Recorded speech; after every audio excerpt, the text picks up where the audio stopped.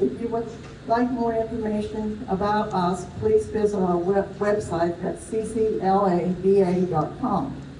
CCLA urges you, the Planning Commission members, to recommend denial of this CUP request by Greenridge to the Board of Supervisors.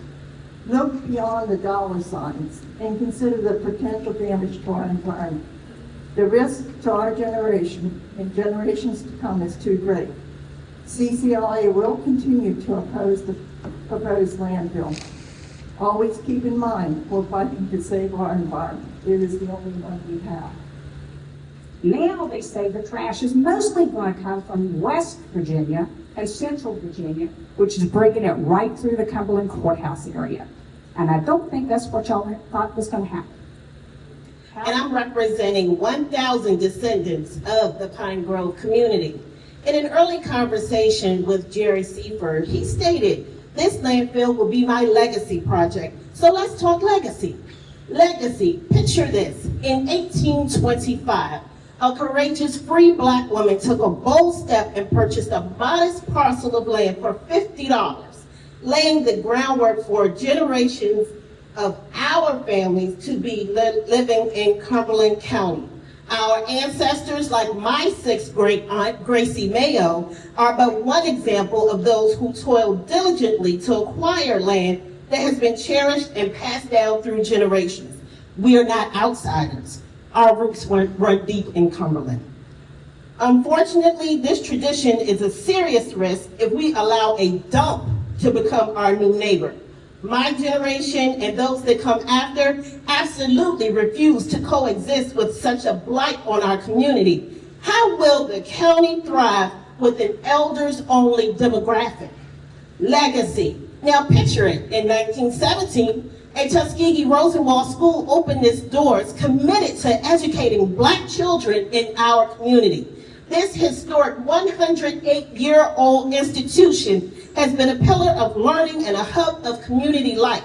Yet, it now faces the threat of being overshadowed by a foul stench of a landfill.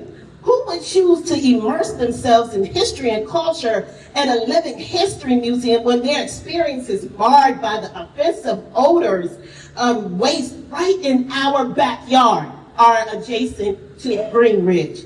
Further, access to this treasured site will be hindered by truck traffic on historic Pine Grove Road, making it even challenging for visitors to reach. We recognize that for some, the preservation of historic Black places may not seem urgent, but for us, descendants, and those who have lived experiences in our beloved Pine Grove community, the legacy of our space means everything. Allowing a dump to intrude upon our historically Black community is more than just an inconvenience. It sends a clear message about how you value our heritage, health, and legacy. So I urge you to reflect on the history, health implications, and the hard conversations that you must have to stand firm against Greenridge. This is your chance to make a choice. Are you going to prioritize people or profit? The economic arguments for the landfill simply do not add up. The math ain't mathing, and we must stand united to protect our community's legacy. Rise, ancestors, rise. Thank you. 7 years ago, I came before you to implore you to say no to the approval of the landfill in our community. And 7 years later, armed with so much more information about the harms of the landfill that the landfill will pose to our health and historic resources, I'm even more adamantly opposed. How safe will it be to travel along Pine Grove Road with 75 heavy-duty trucks in and out of the landfill, traveling along Pine Grove Road? Studies have shown that the ill effects to people living around landfills are continuous and significant.